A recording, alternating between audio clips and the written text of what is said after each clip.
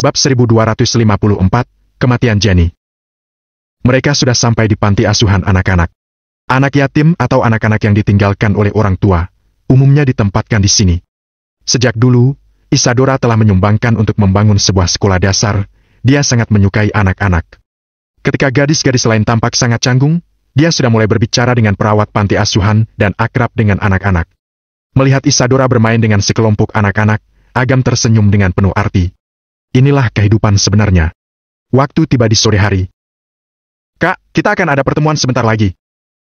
Isadora datang dengan beberapa anak kecil yang mengikuti di belakangnya. Kakak, apa kita harus memanggilnya kakak juga? Seorang anak laki-laki kecil bertanya sambil berkedip. Masa mau panggil aku paman, panggil kakak saja? Agam jongkok dengan wajah serius.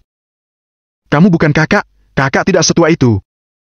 Kata anak laki-laki ini berkata dengan polos. Haha! Isadora menutup mulutnya dan tidak bisa menahan tawa. Maaf, Kak. Aku tidak bisa menahannya, kamu harus mencukur kumismu itu. Isadora tertawa terpingkal-pingkal. Agam menyentuh kumisnya, memang sudah agak panjang. Sebelumnya, Agam biasanya diingatkan oleh Citra untuk mencukur kumis dan memotong rambut. Jenggotnya belum dicukur selama sebulan. Agam menarik anak laki-laki kecil itu mendekat, menggesekkan kumisnya di wajah anak laki-laki kecil itu hingga anak itu mengadang dengan tangannya dan berkata dengan tidak suka. Paman, gatal sekali. Dasar bocah kecil, tunggu saja sampai paman, tunggu kakak mencukur kumis, aku akan menunjukkan padamu betapa gantengnya pria kota primadona. Agam menapak punggung anak kecil itu dan menyalurkan oranya. Anak kecil itu memiliki penyakit darah bawaan. Pengobatannya sangat sulit. Biaya perawatan pun sangat tinggi. Saat ini kondisinya tidak bagus. Dia hanya bisa bertahan maksimal 3 tahun. Agam dengan mudah menyembuhkannya. Anak-anak laki-laki dan perempuan kecil di sekitarnya tidak percaya mendengar perkataan Agam. Mereka menahan Isadora dan berkata bahwa mereka tidak ingin bermain dengan paman yang membual. Agam membiarkan anak-anak kecil itu bermain sendiri dan dia memanggil Isadora, lalu berkata, kalau kamu sempat, catatlah daftar anak-anak yang sakit, biar aku yang menanganinya. Mata Isadora yang indah berbinar. Kakak, kamu sangat baik sekali. Aku mewakilkan anak-anak untuk berterima kasih padamu. Isadora sangat bahagia, bahkan dia tidak bisa menahan diri untuk memeluk Agam dengan penuh semangat. Di panti asuhan ini, ada sebagian kecil bayi yang menderita penyakit bawaan sejak lahir dan ditinggalkan oleh orang tua di depan rumah sakit atau panti asuhan. Bantuan medis di panti asuhan terbatas. Dananya juga terbatas. Hampir tidak mungkin untuk mengobati anak-anak ini. Yang dapat dilakukan hanyalah meringankan rasa sakit dengan beberapa obat. Sisanya tergantung pada takdir, tergantung pada kehendak Sang Pencipta. Sekarang Agam akan melakukan pengobatan, tanpa ragu memberikan anak-anak ini kesempatan kedua dalam hidup mereka. Agam sangat tersentuh oleh anak-anak ini. Setelah orang tua meninggal, dia dan kakaknya hampir saja dikirim ke panti asuhan. Kerabat lainnya memaksa Agam dan Kirana tinggal bersama mereka hanya untuk mendapatkan tunjangan. Saat masih kecil, Agam selalu berfantasi dengan polos. Jika ada seseorang yang dapat membantu mereka, tentu saja akan sangat bagus. Walaupun hanya ada sebungkus mie instan di tengah malam, mereka bisa bahagia selama beberapa hari. Sekarang, Agam memiliki kemampuan ini, pasti dia tidak akan mengabaikannya.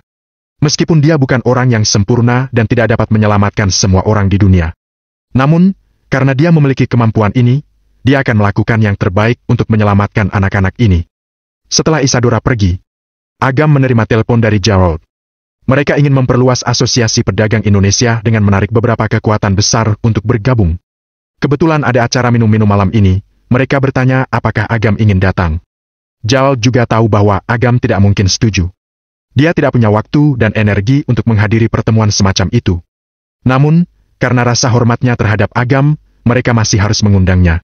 Dia mau datang atau tidak adalah masalah lain. Agam dengan tegas menolak. Dia tidak ingin terlibat dalam urusan Asosiasi Pedagang Indonesia. Dia juga tidak tertarik membangun hubungan sosial semacam itu. Namun, telepon dari Gerald membuat Agam teringat pada sebuah peringatan dari papi. Orang bernama Kuntoro itu belum diurus. Saat bunga cahaya agung diambil Sally, dia hanya mengejarnya. Ketika dia kembali, Kuntoro sudah menyelinap pergi. Sejujurnya, masalah antara Mudin dan Gwanda sebelumnya agak terkait dengan Kuntoro ini. Jika bukan karena dia memanipulasi situasi, Jake Halis tidak akan bertindak seperti itu. Orang seperti itu harus dihilangkan secepat mungkin, agar tidak merugikan orang yang tidak bersalah. Untuk menemukan seseorang, itu tidak sulit bagi Agam. Namun, Kuntoro memiliki kemampuan untuk menyembunyikan diri dengan menggunakan serbuk bunga cahaya agung. Agam juga tidak mungkin menyebar kekuatan spiritual ke seluruh ibu kota kekaisaran untuk mencari orang. Jika berada di tempat lain seperti melangkit 3 dunia, itu akan lebih mudah. Namun, ibu kota kekaisaran adalah kota besar. Tentu saja tidak bisa. Agam berpikir sejenak dan pergi ke kuil cahaya besar. Kemarin dia bertemu dengan Papi di pintu kuil cahaya besar. Mungkin, Kuntoro memiliki hubungan dengan kuil tersebut. Tak lama setelah Agam pergi, seorang gadis yang berpakaian mewah dengan berbagai aksesori keluar. Dengan marah, dia menyulut sebatang rokok. Beberapa anak yang bermain di sekitar mencium bau rokok dan langsung menghindar. Seorang perawat datang dan mengingatkannya bahwa merokok dilarang di tempat itu, tetapi dia malah memukul perawat itu dan berkata, "Aku merokok di luar. Apa urusanmu? Apa kalian pikir aku datang ke sini untuk beramal? Kalau bukan karena ada hubungannya dengan skor akademik, aku tidak akan mau datang ke sini." "Nona, ini adalah panti asuhan. Semuanya adalah anak-anak." "Tutup mulutmu. Kakekku adalah profesor di sekolah. Percaya nggak, aku bisa saja membatalkan acara ini dengan satu kata saja. Aku ingin melihat bagaimana kalian mengumpulkan dana jika semuanya pergi." Kegiatan ini diselenggarakan oleh Departemen Jurnalisme kampus dengan tujuan untuk menyusun berita dan mengajak masyarakat untuk berdonasi demi meningkatkan kehidupan dan makanan anak-anak. Perawat ketakutan dan tidak berani mengatakan apa-apa. Dia hanya menutupi wajahnya yang memerah karena dipukul dan pergi. "Orang rendahan yang tak berguna." Gadis tersebut adalah Jenny. Dia terus mengolok-olok. Beberapa teman sekamarnya meninggal sebelumnya dan itu sangat memengaruhinya. Dia meninggalkan sekolah dan pulang ke rumah untuk istirahat beberapa hari. Namun, dia tidak belajar dari pengalaman tersebut. Sebaliknya, dia makin membenci Isadora. Terutama setelah dia datang ke sekolah, dia menyadari bahwa hubungannya dengan para gadis di kelas makin jauh, sementara hubungan mereka dengan Isadora makin dekat. Itu membuatnya merasa sangat tidak dihargai. Saat pertemuan baru-baru ini, Isadora diusulkan oleh guru dan kepala panti asuhan untuk berbicara di depan. Itu membuatnya makin kesal. Dulu, dia begitu populer. Sekarang, dia merasa direndahkan oleh Isadora, gadis dari desa kecil. Itu membuatnya merasa tidak adil dan cemburu. Kedengkian perlahan-lahan muncul di matanya. Dia mengeluarkan ponselnya dan menelepon. "Ada apa?" Suara Sonny sedikit ketus. Status Jenny biasa-biasa saja. Dia bisa berpura-pura hebat di depan siswa biasa, tetapi di lingkungannya sendiri, dia tidak ada artinya. Yang lebih penting lagi, penampilannya juga biasa-biasa saja. Meskipun dia tidak terlalu menarik, dia selalu berdandan tebal dan sering mengeluarkan cermin kecil, seolah-olah dia sangat cantik seperti Dewi. Seandainya bukan karena beberapa hari yang lalu ayah Sonny makan bersama dengan kakek Jenny, Profesor Deska, Sonny tidak akan menerima panggilan ini. "Tuan muda Sonny, saya tiba-tiba teringat sesuatu. Beberapa waktu lalu, Kuntoro membantu saya menghilangkan energi jahat. Dia mengatakan kalau ada cara untuk memperbaiki nasib saya, tetapi membutuhkan seorang perawan sebagai persembahan. Apa itu benar?" Bab 1255, Hardi yang menyedihkan. Begitu Jenny kembali ke rumah, dia berpikir bahwa dirinya dihantui oleh sesuatu. Oleh karena itu, keluarganya menggunakan berbagai koneksi untuk mencari bantuan dari seorang ahli. Akhirnya, mereka menemukan ayah Sonny, lalu melalui rekomendasi mereka, dia bertemu dengan Kuntoro. Ketika Kuntoro mengusulkan menggunakan seorang perawan sebagai persembahan, keluarga Jenny sangat ragu. Karena mereka sendiri bukan keluarga terpandang, mengorbankan satu nyawa adalah risiko yang besar. Awalnya, Jenny juga tidak memikirkan masalah ini. Sekarang, dia sudah menemukan calon yang tepat. "Memangnya masih ada perawan di sekitarmu?" Sonny berkata dengan nada bercanda. Orang berkumpul sesuai dengan kesamaan mereka. Tak perlu dikatakan siapa teman terbaik Jenny.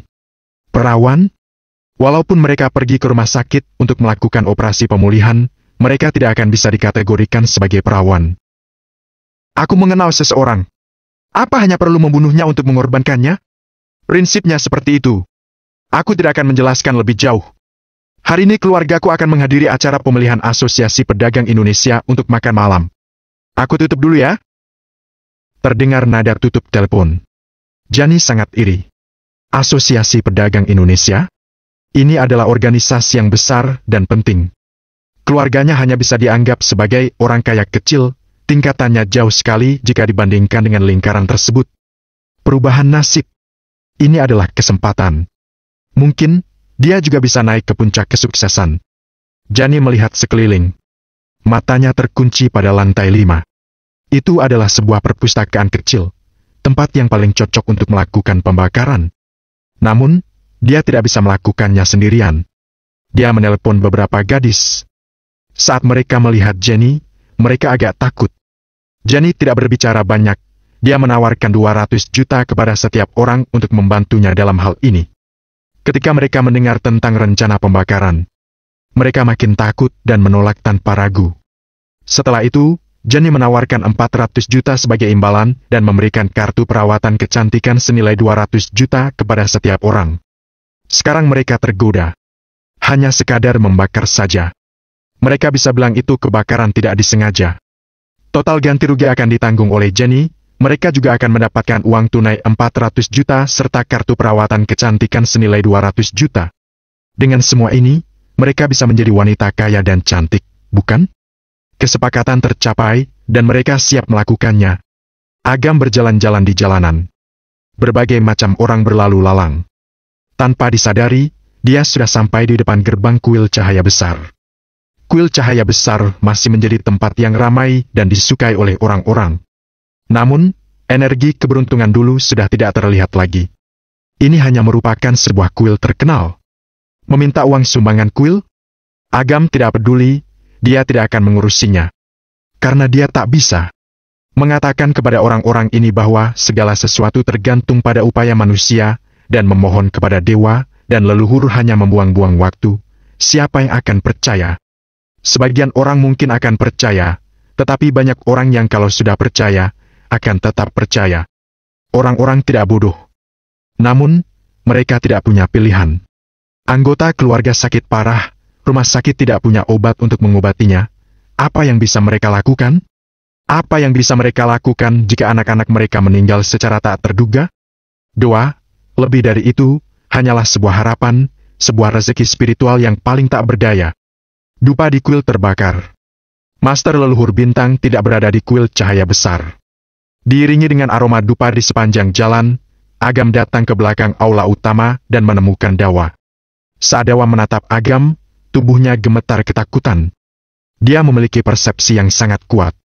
Pagi tadi, Agam membuka gerbang neraka di kediaman keluarga Haryanti, menyatukan antara aura positif dan negatif. Tentu saja Dawa bisa merasakannya. Rasa hormat Dawa kepada Agam sudah mencapai puncaknya. Agam menyuruhnya memanggil Master leluhur bintang kembali. Setelah mengucapkan kalimat itu, Agam mendekati kuil utama, bersandar di pagar, dan dengan tatapan tenang memperhatikan orang-orang yang datang dan pergi. Bunga yang serupa setiap tahun, tetapi orang-orang yang berbeda setiap tahun. Ini adalah siklus dan juga hal yang paling membuat manusia merasa tidak berdaya. Tiba-tiba, mata Agam terpaku pada seorang pria yang berjalan dan bersujud ke arah kuil utama, dengan wajah yang penuh kesalehan. Pria itu berpakaian sederhana, bahkan terlalu murahan. Meskipun sudah memasuki musim hujan, dia masih mengenakan pakaian yang sangat tipis. Bagian lutut celananya sudah rusak dan tampak ada jejak darah yang terlihat dengan mata telanjang. Hardi Pambudi. Agam melihatnya sekali lagi. Sosok pria itu tampak sangat lemah dan menyedihkan. Agam tidak memperhatikan secara detail kemarin malam, tetapi sekarang dia melihat bahwa wajah Hardi tampak pucat, tubuhnya lebih kurus, bahkan terlihat tidak sehat. Keluarga Pambudi dibawa ke ibu kota kekaisaran. Tidak diketahui siapa yang membawa mereka. Mungkin Ivan atau Jaya yang telah reinkarnasi. Tidak peduli siapapun yang membawanya, Hardi tidak seharusnya mengalami nasib seperti ini. Agam diam-diam memperhatikan Hardi saat memasuki kuil utama. Kemudian, dia mengalihkan pandangannya. Menatap sekilas, dia melihat Master leluhur bintang mendekat dengan cepat. Dia melihat Agam dengan mata penuh kegembiraan, tetapi juga penuh kecemasan dan ketakutan. Bagaimana dia bisa membiarkan Agam menunggunya seperti ini? Ini terlalu berdosa. Apa kamu mengenal seseorang bernama Kuntoro? Tanya Agam langsung. Master leluhur bintang terkejut. Melihat raut wajah acuh tak acuh Agam, jantungnya berdegap kencang. Dia hampir secara refleks ingin menghindari keterlibatannya dan berusaha keras menggelengkan kepala. Namun, dia memikirkannya lagi. Menipu penguasa neraka, bukankah itu sama saja seperti bunuh diri? Jadi, dia langsung mengangguk. Apa kamu benar-benar mengenalnya? Agam bertanya sambil mengernyitkan kening. Kemal, Kemal! Master leluhur bintang menelan ludah, dengan hati-hati dia berkata, Dia bisa dianggap sebagai murid luar yang saya terima. Tapi, jangan salah paham, saya tidak punya hubungan apapun dengannya. Hanya saja orang ini punya sesuatu yang menarik. Dulu saya ingin dia membantu saya mengembangkan pengikut, jadi saya menerimanya menjadi murid saya. Agam mengangguk perlahan dan bertanya, Bisakah kamu menghubunginya? Saya akan coba. Kemarin dia datang menemui saya, tapi saya biasanya tidak peduli dengannya. Saya tidak punya kontaknya karena murid-murid rendah sepertinya cukup banyak. Ada puluhan atau ratusan. Master leluhur bintang terbata-bata dengan ketakutan. Bisa atau tidak? Tanya Agam sambil mengernyitkan kening. Master leluhur bintang mengangguk. Bisa, tapi butuh sedikit waktu. Saya harus mencari orang untuk menghubunginya. Secepatnya. Agam menganggukkan kepala perlahan dan berkata, Setelah menghubunginya, suruh dia datang menemuiku. Baik. Master leluhur bintang dengan cepat menjawab, takut menimbulkan ketidaksenangan sedikit pun pada Agam. Pergi! Keluar! Dewa tidak menerima orang yang tidak sungguh-sungguh. Bersamaan dengan suara penolakan yang mencemooh, seseorang terlempar keluar dari kuil utama. Orang itu adalah Hardy. Hardy tidak bicara, dia hanya bangkit berdiri, merangkak menuju kuil utama, dan menghormat dengan seluruh anggota tubuhnya. Angin dingin menusuk tulang, tubuhnya sedikit gemetar. Kedua biksu gemuk itu menghadapinya dengan wajah mencemooh. Mereka mengentakkan tangannya dan baru saja hendak pergi ketika melihat Master leluhur bintang yang tidak jauh dari sana. Dengan senyum di wajahnya, dia mendekat dengan langkah cepat. Ketika jarak mereka hanya beberapa meter, dia mengangkat kedua telapak tangan dan berkata, Kepala biara. Master leluhur bintang merasa tangannya gemetar. Kejadian seperti ini cukup umum, tetapi jika itu terjadi di depan Agam, maka masalahnya menjadi besar. Mengapa kamu mengusir tamu tersebut? Master leluhur bintang menahan ketakutannya. Dia hanya bisa berpura-pura tenang dan bertanya dengan tampang terkejut. Tuan itu, sumbangan persembahan dupa dan uang tidak mencukupi. Dia datang berulang kali, mengotori lantai kuil utama, dan mencemarkan tubuh abadi dewa. Oleh karena itu, saya mengusirnya dari kuil utama. Salam sejahtera. Master leluhur bintang baru saja bicara, Agam langsung memotongnya dan berkata, Jangan berpura-pura di depanku. Kalau dia datang bersujud memberi hormat, maka biarkan saja dia memenuhi keinginannya. Ekspresi kedua biksu itu berubah drastis. Ada orang yang berani berbicara dengan nada seperti itu kepada kepala biara? Tepat ketika dia akan melawan, dia melihat Tuan leluhur bintang surgawi buru-buru menanggapi dengan senyuman. Agam meninggalkan kuil dengan acuh tak acuh. Master leluhur bintang datang ke hadapan Hardy dan berkata, Salam sejahtera, apa yang Anda inginkan? Bab 1256, Kelemahan seorang pria parubaya. Mendengar suara itu, Hardy hampir tidak percaya dan mendongak, kemudian melihat Master leluhur bintang, matanya yang kosong tampak sedikit terpesona. Ini adalah kepala biara dari kuil cahaya besar. Kalau kamu punya permintaan, kepala biara akan memenuhinya untukmu. Kata seorang biksu di sampingnya, nada bicaranya jauh lebih baik. Dia tidak bisa menebak identitas Agam. Namun, dia tidak buta. Orang yang bahkan dihormati kepala biara, menyuruh untuk memberi berkah pada Hardy, memangnya dia masih berani bersikap arogan? Setelah kepala biara ada di sana, orang-orang di sekitarnya segera berkerumun, wajah mereka penuh kesalehan. Hardy merasa seperti menangkap tali penyelamat terakhir. Dia dengan putus asa berlutut di depan Master leluhur bintang dan bersungguh-sungguh berkata, Master, saya tidak datang untuk berdoa untuk diri saya sendiri. Saya datang untuk putri saya. Tuan, tolong berdiri, katakanlah dengan perlahan. Master leluhur bintang membantu Hardy berdiri, wajahnya penuh senyuman belas kasihan. Hardy merasa pusing setelah berlutut begitu lama. Ketika dia bangkit, dia agak pusing dan tampak agak bingung. Namun, dia sangat terburu-buru, bahkan sedikit takut. Dia gemetar saat menangkap tangan Master leluhur bintang. Wajahnya penuh dengan kesedihan. Saya baru-baru ini bermimpi tentang putri saya. Dia seperti berada di tempat yang sangat mengerikan. Dia sangat menderita. Saya tidak tahu apa yang harus dilakukan. Ada orang yang ingin membunuhnya. Master, tolong selamatkan putri saya. Dia menderita karena nasib buruk, sayalah yang menyebabkan penderitaannya. Saya siap mengorbankan apapun. Saya ingin menebus dosa. Sejak kapan kamu mengalami mimpi ini? Setiap hari. Setiap kali saya tertidur, dia selalu muncul dalam mimpi saya. Dia berlumuran darah. Tuan, ini adalah pertanda buruk, pertanda yang sangat buruk. Harus diselesaikan secepatnya. Tentu saja, cara terbaik adalah menghubungi putrimu secepat mungkin. Jika bisa membawanya ke sini, mungkin saya bisa mengatasi bencana ini. Kata Master Leluhur Bintang dengan serius. Dia tidak berbohong. Agam memberinya perintah, jadi dia tentu harus melaksanakannya dengan baik. Tapi, saya tidak tahu di mana putri saya berada. Saya tidak bisa menghubunginya lagi. Hardy menggelengkan kepalanya dengan penuh kesedihan. Untuk memecahkan masalah, perlu ada orangnya. Tapi, tidak masalah juga. Master Leluhur Bintang berpikir sejenak, dia mengeluarkan sebuah jimat dan selembar perangko dari lengan bajunya. Dia memasukkan perangko ke dalam jimat, kemudian mencabut sehelai rambut dari Hardy dan mengikat bungkusan jimat tersebut. Dia memegangnya di telapak tangannya sambil mengucapkan doa. Bungkusan jimat itu memancarkan cahaya samar-samar, penuh dengan aura kebajikan dan cahaya. Ini adalah jimat untuk berdoa. Mungkin dengan memakainya, putri Anda dapat terhindar dari bencana ini. Master Leluhur Bintang memberikan bungkusan tersebut kepada Hardy. Para peziarah di sekitar melihat Hardy dengan pandangan iri, bahkan cemburu. Itu adalah barang suci yang diberikan oleh kepala biara kuil cahaya besar. Mengapa mereka tidak mendapatkan perlakuan seperti ini? Terima kasih, terima kasih. Hardy dengan tergesa-gesa menerima bungkusan jimat itu dan menyimpannya dengan hati-hati. Dia ingin mengatakan sesuatu, tetapi akhirnya Hardy menundukkan kepala dan meninggalkan kuil. Master Leluhur Bintang mengalihkan pandangannya. Tiba-tiba, dia merasakan kelemahan yang belum pernah dirasakannya sebelumnya. Wajahnya pucat pasi. Kepala biara! Kepala biara, apa yang terjadi pada Anda? Tidak apa-apa. Master Leluhur Bintang berdiri dengan susah payah.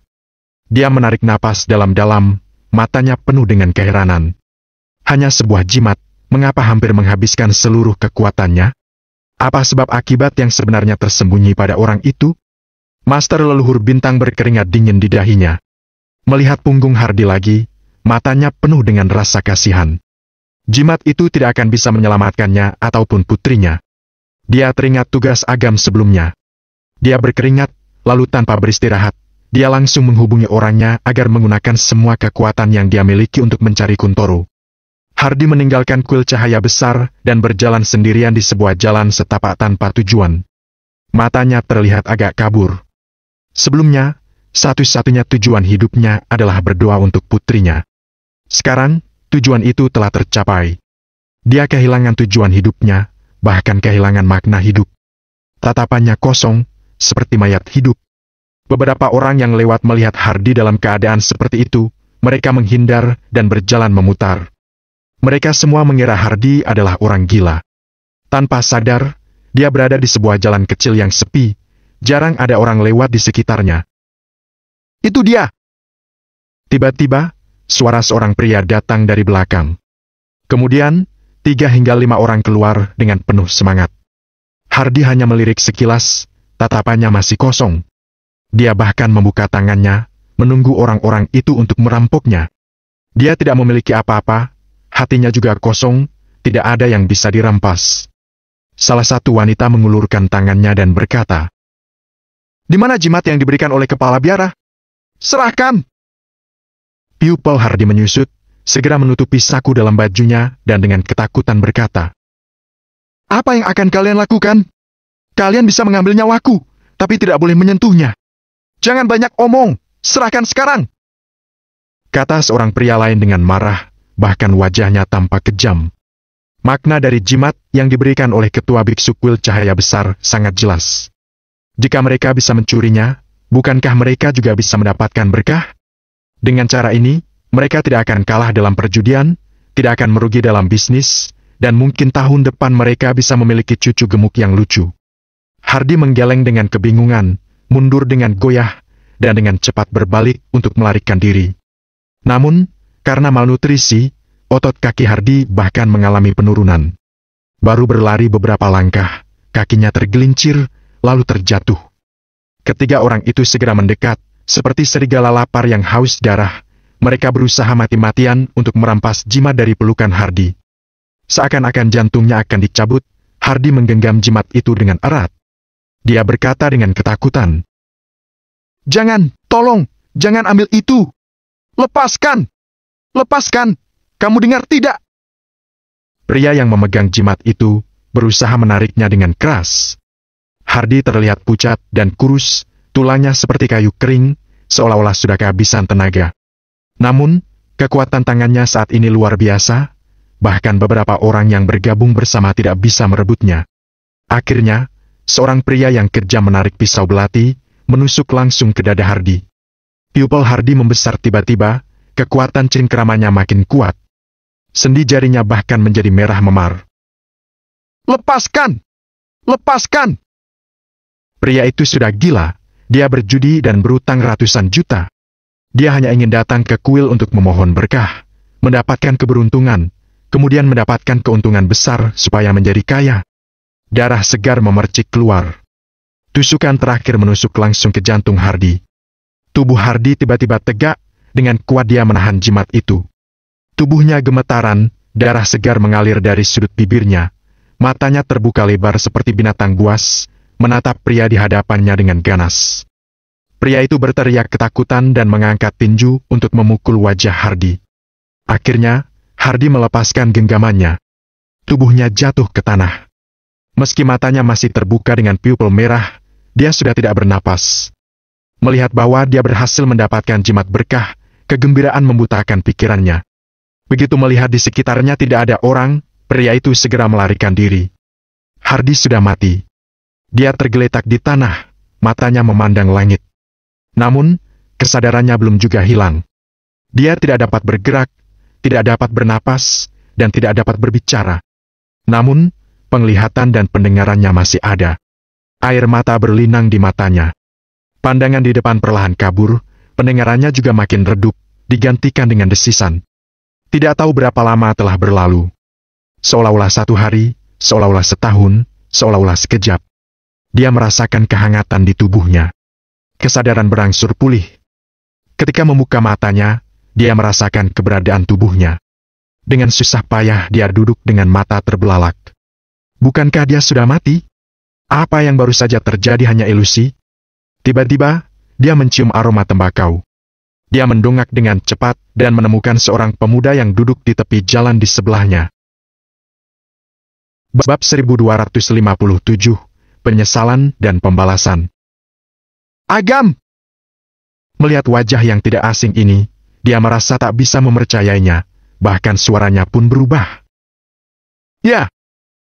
Agam menganggukkan kepala dengan acuh tak acuh, memberikannya sebatang rokok. "Benar-benar kamu." Melihat Agam begitu acuh tak acuh, Hardy akhirnya percaya. Melihat rokok yang diserahkan Agam, Hardy tersedak tanpa bisa berkata-kata. Orang ini pernah menjadi menantunya. Namun, menantu laki-laki yang dia tolak inilah yang menghancurkan keluarga Effendi dan keluarga Viander yang dia anggap sebagai tokoh besar. Menjadi orang yang besar di balik layar di Provinsi S. Dia tidak tahu apa yang terjadi setelah itu. Namun, dia tahu. Agam sudah berubah. Agam bukan lagi menantu yang dia benci dan tak berharga yang mengganggu. Dia telah berubah menjadi orang yang sangat hebat. Dia sudah menjadi naga. Begitu banyak waktu telah berlalu, Hardy tidak pernah percaya bahwa Agam masih berdiri diam di tempat yang sama. Tapi, sekali lagi, walaupun Agam tidak memiliki perubahan apapun, kekuatan, kekayaan, dan kekuasaan yang dia pegang sudah cukup untuk membuat Hardy dan keluarga Pambudi tidak bisa mengimbanginya. Memikirkan hal ini, Hardy tersenyum kecut. Dengan rokok di mulutnya, saat dia ingin mengambil korek api, Agam justru mengulurkan korek api kepadanya. Hardy sangat terkejut. Melihat dalam-dalam pada Agam, dia mengangkat tangannya untuk menghalangi angin, menggigit rokoknya, menyalakan rokok, dan menghirupnya. Lalu, dia meniupkan asap rokok dengan perlahan. Tampaknya seluruh sistem sarafnya jadi rileks sepenuhnya. Tiba-tiba, dia ingat bahwa jimatnya telah dirampas. Dia bangkit dengan panik dan ingin mengejar pelakunya. tetapi dia mendapati bahwa dia tidak bisa bergerak. Detik berikutnya, pandangannya memudar, dia pun sudah berada di tempat lain. Di sana, dia melihat beberapa mayat. Itu adalah orang-orang yang sebelumnya mencuri jimatnya. Orang-orang ini tampak mengerikan, seluruh tubuh mereka berlumuran darah, penuh dengan luka-luka. Ada satu orang yang masih bernapas. Orang ini memegang erat jimat sambil tersenyum dengan mulut terbuka. Akhirnya mengembuskan napas terakhir dan kehilangan nyawanya. Apa ini ulahmu? Hardy kembali berpikir jernih. Sebelumnya, dia telah mengetahui bahwa Agam sangat jago dalam metode pengobatan dan seni bela diri. Membunuh beberapa orang sangat mudah baginya. Aku tidak akan campur tangan dalam urusan ini. Mereka saling membunuh untuk merebut benda itu, atau bisa dikatakan, untuk menghilangkan saksi. Kata Agam perlahan. Kenapa mereka melakukan ini? Mereka seharusnya pergi berdoa. Hardy bergumam. Binatang dan manusia dapat dibedakan dengan jelas, tetapi begitu binatang belajar mengubah penampilan menjadi manusia, sulit untuk membedakannya. Ujar Agam dengan tenang, sementara Hardy terlihat bingung, lalu mengangguk perlahan. Hardy mendekati mayat itu dan mengambil kembali jimatnya yang telah terkena darah. Dengan hati-hati dia menyembunyikannya di dalam saku bajunya. Agam mengerutkan kening dan bertanya. Benda ini tidak begitu berarti, apa pantas kamu lindungi dengan nyawamu? Pantas. Hardy berkata dengan tegas. Untuk apa? Agam bertanya. Hardy terdiam. Kenapa kamu menginginkan jimat ini? Aku ingin berdoa untuk putriku. Hardy berkata sambil menghela napas. Sekarang kamu melakukan hal ini, apa kamu tidak merasa terlambat? Agam tidak meragukan apapun, dia hanya mengira bahwa Hardy telah menderita nasib yang buruk dan mengingat kebaikan masa lalu sehingga berubah sepenuhnya. Jenis orang seperti ini sudah sering dia temui. Karena itu, dia tidak peduli. Hardy penuh dengan rasa sakit di matanya, tetapi dia tidak berkata apa-apa. Dia tahu bahwa memang sudah terlambat baginya untuk mengatakan apapun sekarang. Menyesal? Dia sudah menyesal berulang kali, tetapi apa gunanya? Mengapa kamu menyelamatkanku? Suara Hardy terdengar serak saat dia bertanya. Melihat seseorang dibunuh, aku akan menyelamatkannya. Kata Agam dengan sederhana. Melihat ekspresi kebingungan Hardy, Agam mengentakkan puntung rokoknya dan berkata perlahan. Sepertinya kamu lupa, aku sudah mengatakan kalau utang antara kita sudah lunas. Ya, aku tahu. Hardy mengangguk dengan lesu. Angin dingin berembus. Lampu jalan mulai menyala di sekitar mereka. Di musim dingin, hari menjadi gelap lebih awal.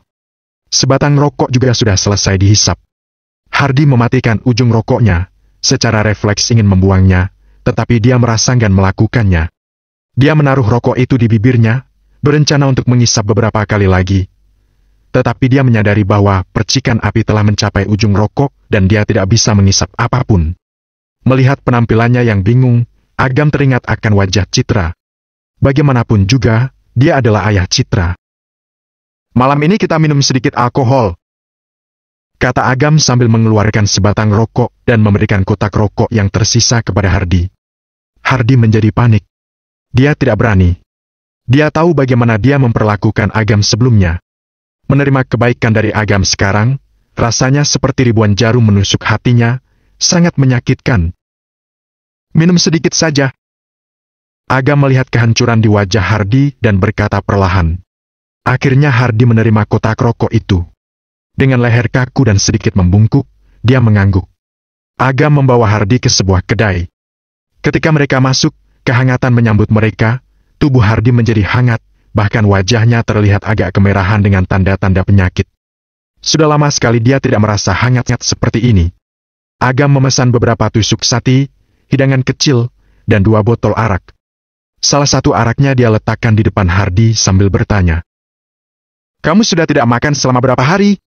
Apa kamu ingin mulai dengan semangkuk bubur dulu?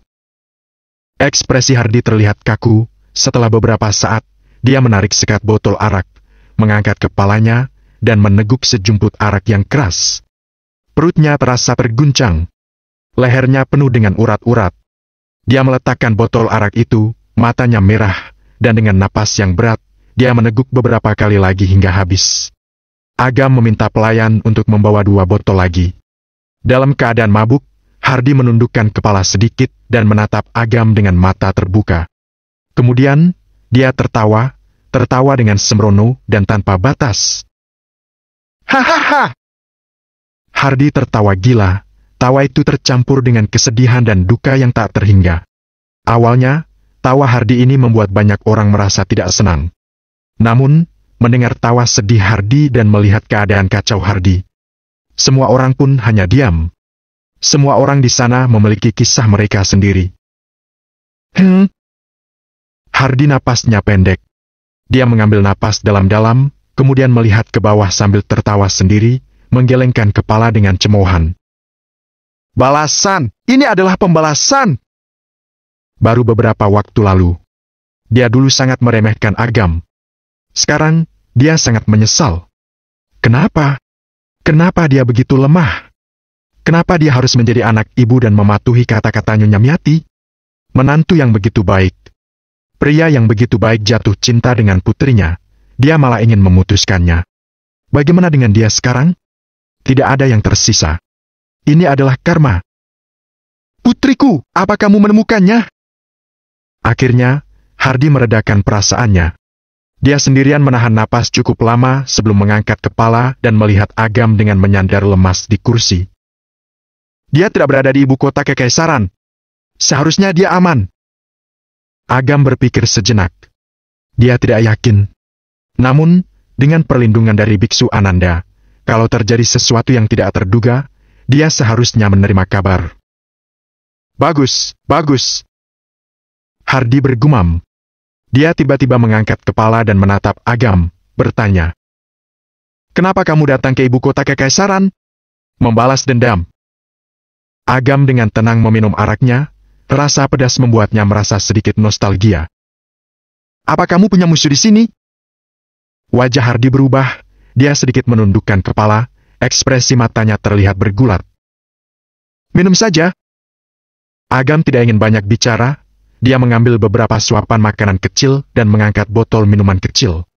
Hardy mengangguk sedih dan minum dengan Agam. Panti asuhan. Pertemuan sudah berakhir. Beberapa rencana telah diputuskan. Mereka akan datang lagi besok untuk mengambil beberapa materi, kemudian bisa mengumumkan berita ke publik. Isadora selalu mengingat pesan Agam.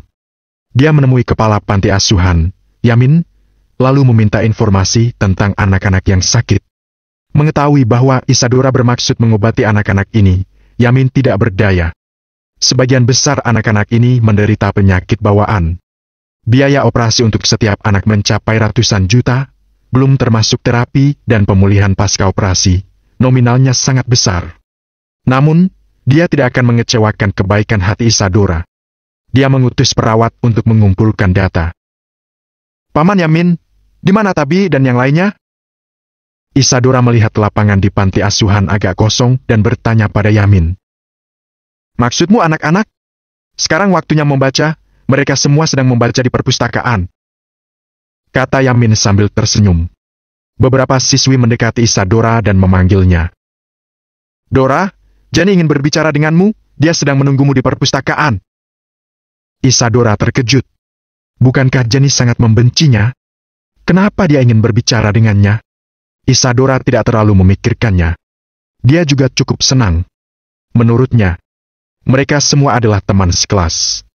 Dapat berada di universitas yang sama, dalam satu kelas, itu berarti sangat berjodoh. Tidak perlu bertengkar seperti musuh. Dia ingin berdamai dengan Jenny. Perpustakaan itu tidak terlalu besar, hanya sekitar 200 hingga 300 meter persegi. Sebagian besar koleksinya adalah karya sastra dan buku-buku. Puluhan anak sedang membaca di perpustakaan. Karena sumber daya yang terbatas, kelompok anak-anak 1, 3, dan 5 akan bergantian membaca buku dengan kelompok anak-anak 2, 4, dan 6. Ketika dia masuk ke perpustakaan, dia mencium bau aneh, tetapi dia tidak terlalu memikirkannya. Dia melihat Jenny di sudut perpustakaan, lalu dia dengan hati-hati mendekat, khawatir mengganggu anak-anak yang sedang membaca. Saat dia makin mendekati, bau aneh itu makin terasa, dia khawatir dan bertanya. Jenny, Apa kamu mencium bau yang sangat kuat, seperti bau bensin?